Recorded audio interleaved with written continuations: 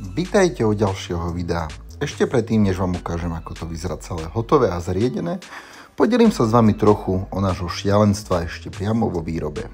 No a kým dojdeme k hotovému domu, tak niečo vám o týchto našich stavbách porozprávam.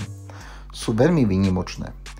Ide o to, že naše stavby nie sú klasické mobilhejmy, čo v preklade znamená, že nie sú to mobilné domy ako také.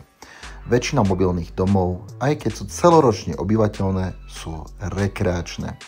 Áno, budú vám tvrdiť, v našich sa dá bývať, lenže bývať sa dá aj v stane.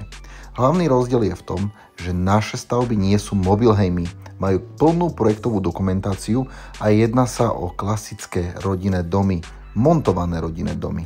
Napríklad tento je 50 m2, jeho výška v interiéri je cez 3 metre a je fakt staticky veľmi silný. Má masívnu oceľovú konštrukciu, ktorá je úplne bez tepelných mostov.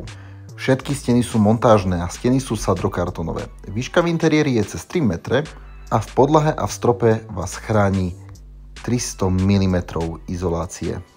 Konkrétne tento má 50 m2 a je náhrada akéhosi menšieho bytu. Takýto dom už aj s pozemkou vás stále lacnejšie vyjde ako rovnako veľký byt. Naše stavby vyrábame aj v dvojmodulárnych verziách, tie sa volajú Soft Home a majú až 105 m2.